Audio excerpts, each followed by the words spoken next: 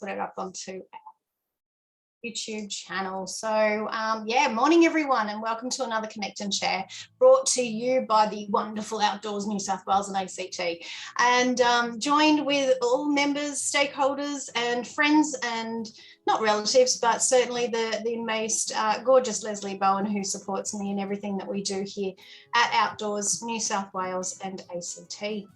So this morning we've got quite a bit to get through on some of the updates and a little bit of information from some of our stakeholders in our space. So we'll hear from Brian a little bit later, but before we get onto that, I'm going to just acknowledge our traditional owners from the lands in which we all meet today, and I'd love to pay my respects to their elders past, present and emerging on the lands that we all come from.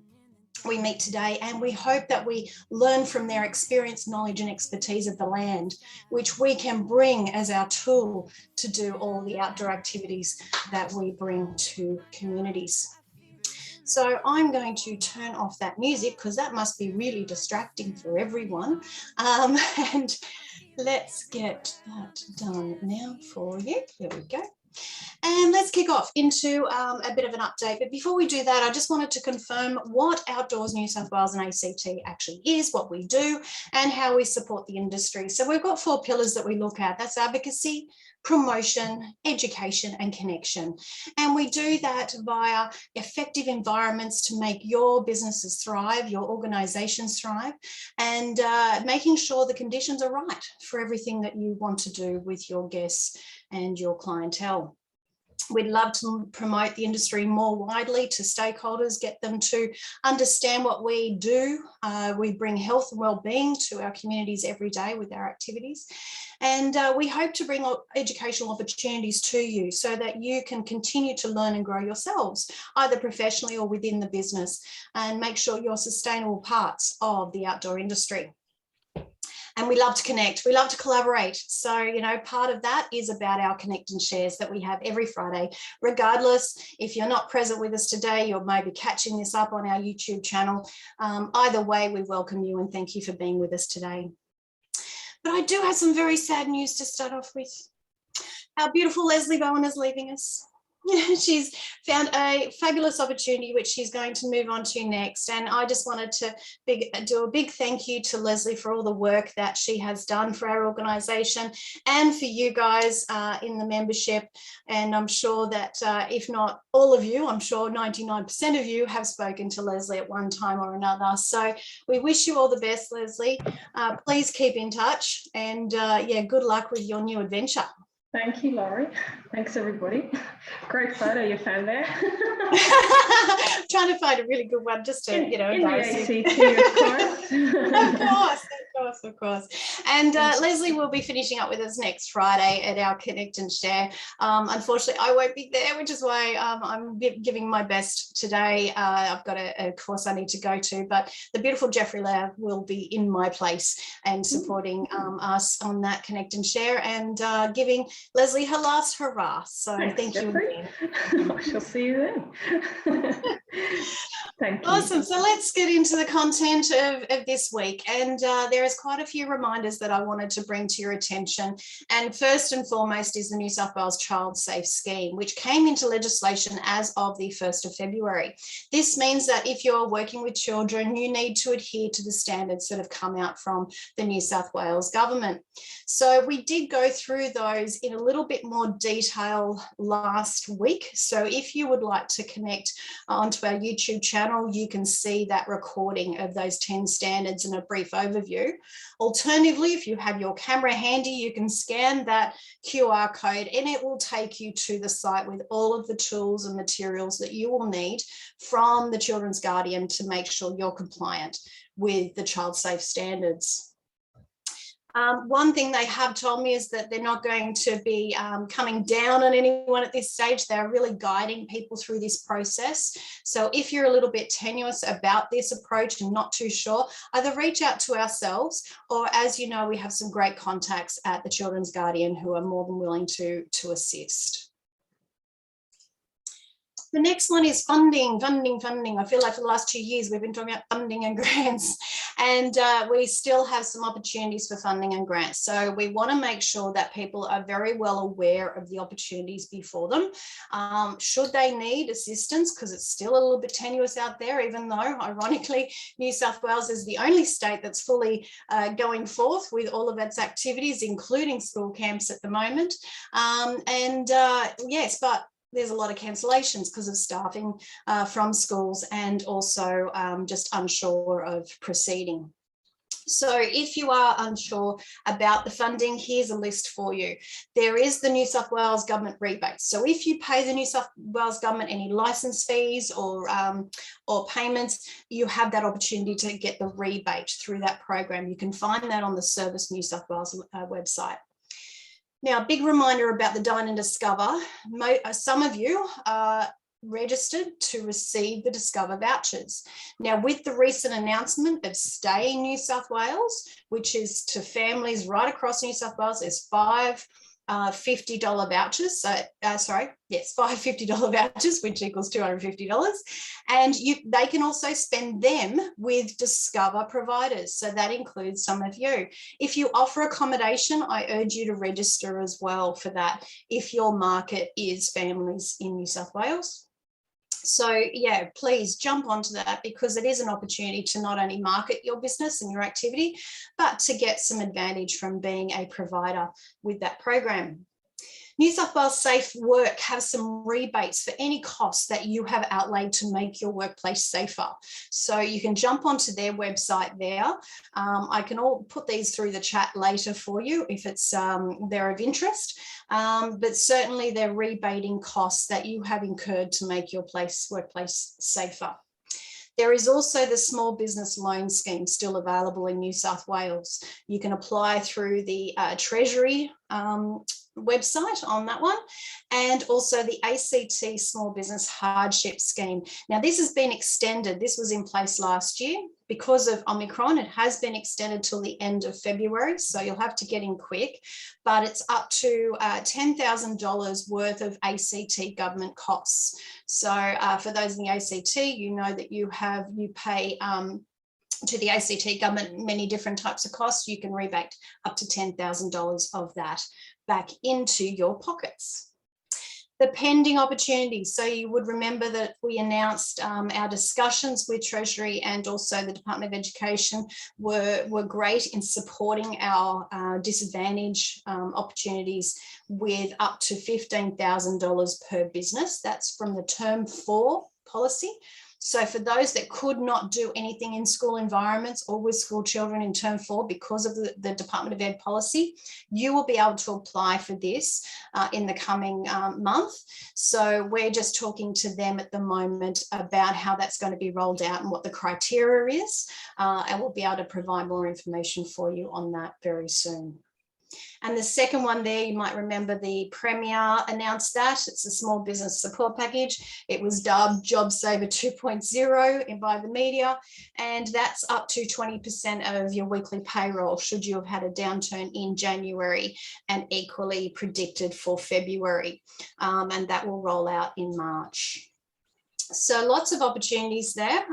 If there's something that you're not sure of, please, again, reach out to us at Outdoors and we can certainly guide and help you. Tourism operators, some quick reminders here. Your ATDW, I'm speaking alphabet, it's the Australian Tourism Data Warehouse. Listing is incredibly important if you're a tourism operator.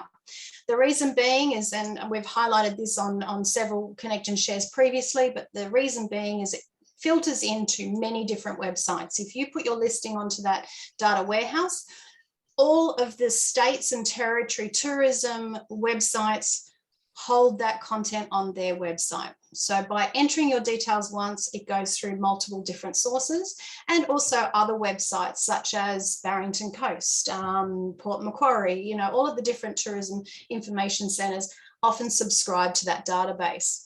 The thing to remember is it does expire. So if you did it 12, 18, 24 months ago, don't say I've done it. It probably has dropped off. So you need to log in, make sure it's up to date, and again, it is free.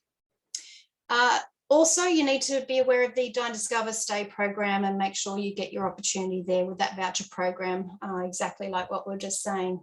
And congratulations to all of our members who were successful with the Officer Sport Marketing Grants. This was a great program, and it highlighted a significant need for our industry in marketing ourselves to potential customers. A lot of you were successful. For those that were confused around the amount they got versus the amount they applied for, I can tell you generally I had a great conversation with the Officer Sport around this. There was a lot of costs that were entered into the grant submission that were not eligible expenditure items. So in deducing the amount you got, often they were taken off that budget, and thus that's how you ended up with the money that you were offered. We have had a discussion with some members around the ability to do your program with the funding you have received. If this is you, they urge you to contact the grants office and discuss that with them so that they can work out something mutually with you to understand what can be done and what can't be done. But they are really open to talking to you on that. And again, for those that were successful, I urge you to use the Experience Outdoors logo and branding where possible, because it just signifies a combined voice and everyone can leverage off one another. If they're seeing that logo, they go, oh, right, that's part of the Outdoor Experience program.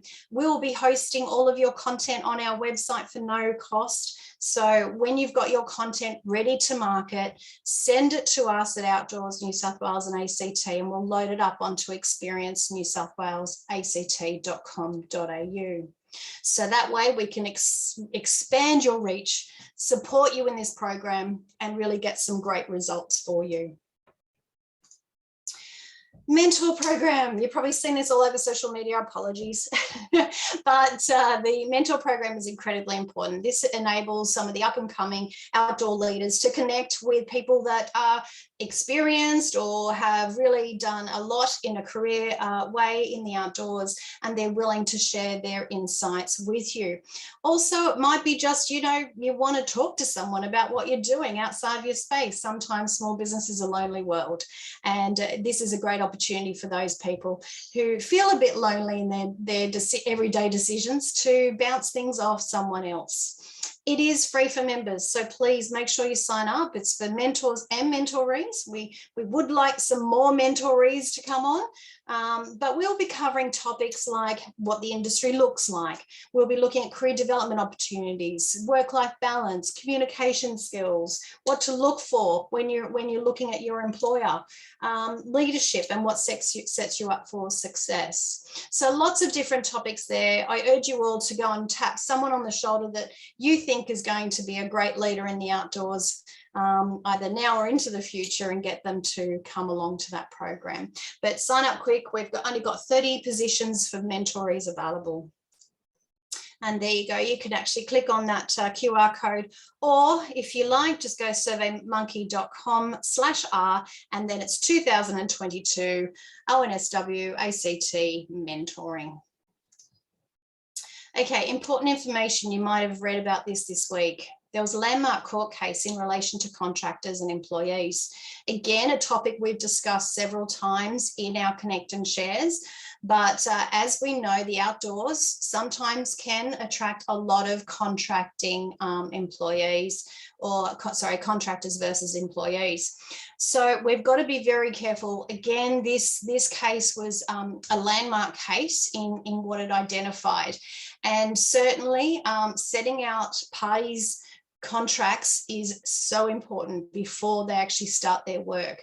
The businesses engaging contractors, you've got to make sure your contract is very robust, and defence against employment claims later down the track. This case was actually decades in the making. So we've got to be very vigilant when it comes to what an employee is versus what a contractor is. And there's some tools on the ATO website that you can use to test that scenario. But as it says in this case, a renewed focus is likely to be required because it's about delegation, discretion of chosen hours of work, ability for others to work, and provision of equipment. So if you are not allowing a contractor to decide their own hours, they have their own equipment and doing all of the maintenance on that equipment, you are probably having an employee versus a contractor. So I've got that link there, and I will be putting it in the newsletter next week for everyone. But yes, if you're unsure, reach out to us. But also there are plenty of sources around where you can get some assistance for your contracts. Employee practices guidance note. This is the one that was formed by the working group of the Outdoor Council of Australia, which came out of the summit last year. And pleased to say it's now online on the Outdoor Council Australia website. So a great resource for anyone that is employing, or if you're an employee and you're looking at what you should be asking the employer. So another great tool provided by the Outdoor Council of Australia. And a quick committee update. And you're probably so sick of hearing my voice, I will shut up very soon. So the committee update, Risk Management and Incident Response Committee, they are doing an outstanding job in looking at some of the risks associated with outdoor activities, as well as being there as a first responder to any of the incidents. There is a lot of discussions around some new research that's come out regarding lightning strikes and the prevention of being hit by lightning. We hope to bring you some more information on that soon. We're revising severe weather guidance notes to make sure you've got the best available information for you and your activities. The mountain bike subcommittee is meeting next week, and it's amazing. We've had 300 odd responses to the mountain bike survey. So thank you to all those that contributed to that. That has formulated some great data that will really indicate where this group needs to concentrate their efforts in the year ahead. So we look forward to reporting that back to you. The Trail Bike Subcommittee have formed a most amazing discussion paper, which is now formulating into more of a strategic discussion paper that we can take to our politicians, our stakeholders, our landowners, and have some great conversations about how we can access more, but also work with other people that are accessing those lands. And the final one there is climate change. On that group, they are having some great conversations with the retail sector of our organisation and what they are doing to look at climate change. So again, some more information coming soon on some of those findings for you. The Canberra Region Tourism Awards was last week, and a big congratulations to the National Arboretum, which does the most amazing outdoor excursion program for kids with their plants and their plantings, and also Dynamic Motivation, which is one of the best mountain bike experiences in Canberra. And for the Marketing and Innovation Award, there was 2 awards. The National Capital Education Tourism Project took that out. So big congratulations to Gary for all of his efforts there and promoting Canberra, the outdoors, the indoors for all education purposes. So thank you very much, Gary, and well done. So I'm going to be quiet now because there is someone here that would much be better speaking on this topic than I. But Brian is from the New South Wales Department of Primary Industries, and he's telling us about an exciting program. So Brian, I'll hand over to you. Thanks, Laurie, and yeah, thanks for the invite to have a chat to the group. So as Laurie said, I work for the New South Wales Department of Primary Industries, which includes fisheries. I'm the program leader for recreational fisheries, and my team gets involved with ensuring we've got good fishing arrangements, rules in place to ensure we conserve our publicly owned fish stocks, and to make sure they don't get overfished and that we have sustainable fisheries, for our future generations.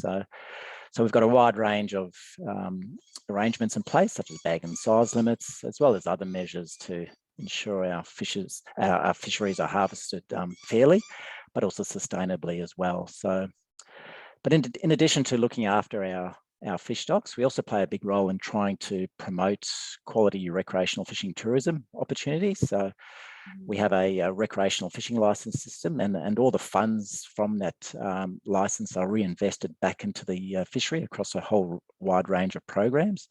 And that includes things like fish stocking, building artificial reefs, building new facilities for fishing, fishing education, lots of promotion of fishing as a healthy outdoors activity for the whole family, identifying new access opportunities on the ground for fishers. So there's certainly some common synergies between the objectives of Outdoors New South Wales and ACT and fisheries as a government agency. So today I just wanted to briefly talk about the Recreational Fishing and Camping Facilities Program. I know Laurie's just spoken a lot there about grants, but this is another funding grants program. The Commonwealth Government has provided funding of $20 million for this Recreational Fishing and Camping Facilities Program, and it's designed to provide funding grants for local councils to deliver new or renewed infrastructure directly related to fishing, boating, and camping tourism. So the main objective is to provide Australian tourists with, to provide projects which provide Australian tourists with more and improved amenities as they travel throughout New South Wales. So the good news was that $4 million was allocated to New South Wales, with the rest allocated to the rest of the other states and territories. And Fisheries is administering the grants process here in New South Wales. So we have applications which opened up to councils before Christmas, and they closed on the 31st of January. And I'm pleased to report that we've had a very good response from various councils right across the state. So that includes some in the metro areas, but also lots from our regional councils, which is great to see.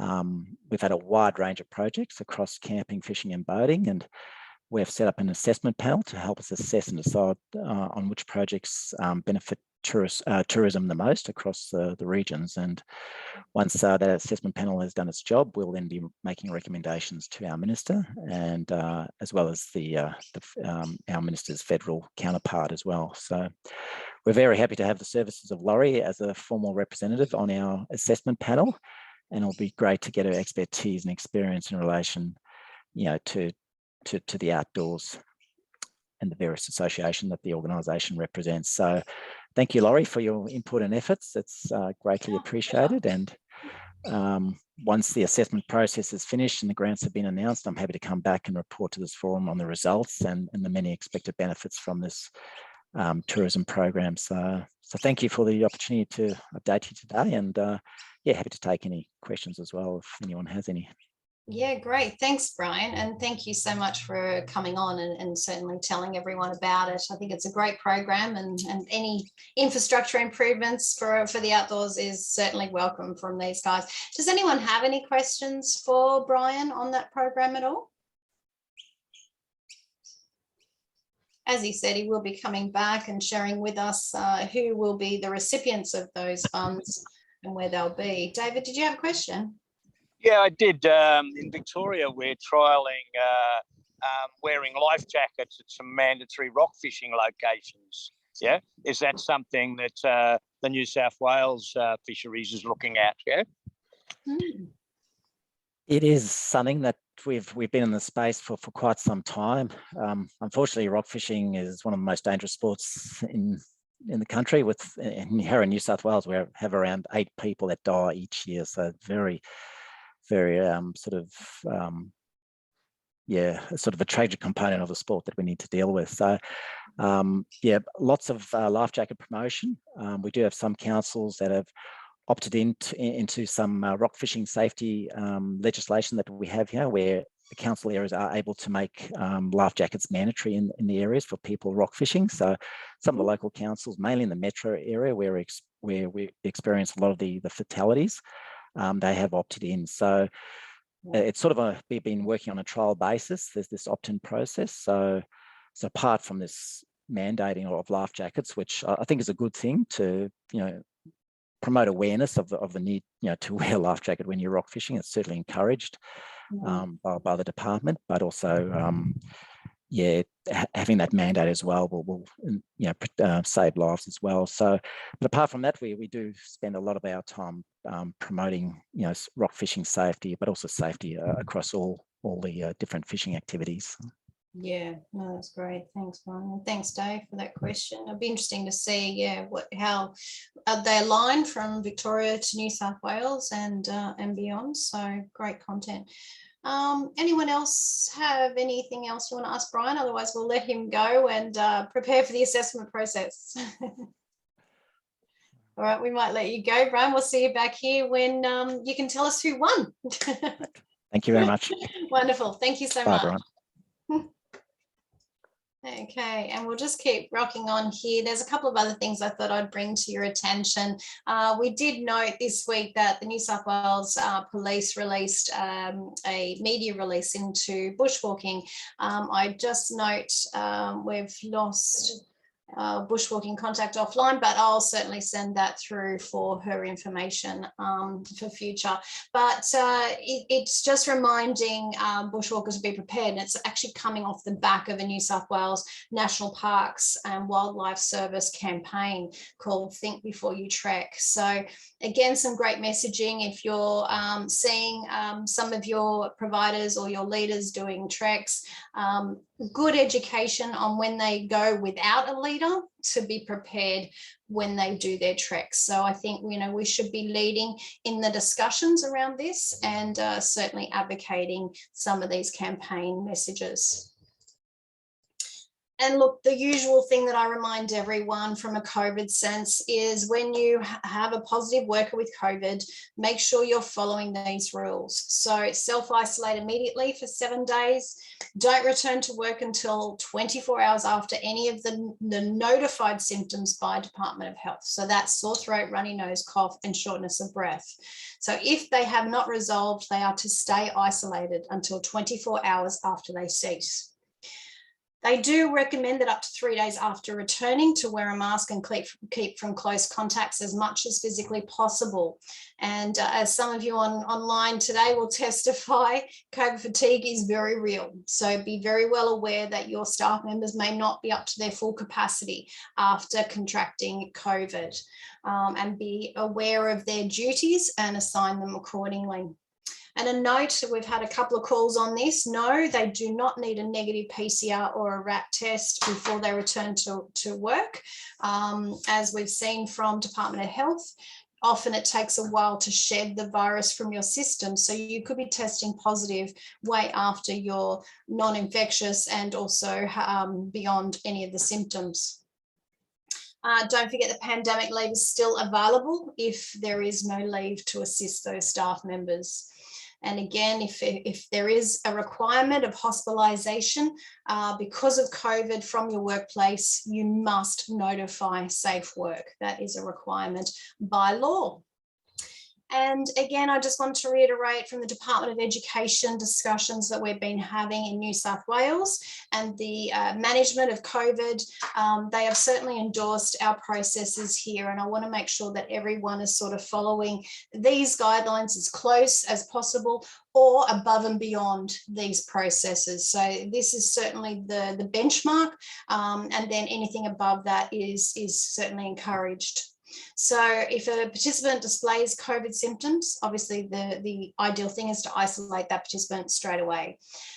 If you have RAT tests available, you can notify the close contacts, because then you can inform them of being a close contact and send the whole cohort home. The participant, reminding them that it could be a staff member, a leader, or a child in the activity, or a school student, is to be removed from the program regardless. So we must remember that we deal with this every day before COVID, whether it be flu, gastro, whatever the case may be. They should not be in the program with any symptoms regardless. So have a look at that, make sure you're sort of following that process, as I say, or lifting the bar and doing above and beyond what is recommended here. Notes to consider, obviously, is your relationship with the school. So everything we do is about the relationship that you have with that school on risk management planning and ensuring you know your role, they know their role, and working together on the process. So you can run through those dot points there. They were on the newsletter a couple of weeks ago. Reach out if there's any concerns, any confusion. We want to make sure everyone has the best available information at all times. So that is all of the official content for today. So I thought we might stop the recording and open up for discussion on anything that is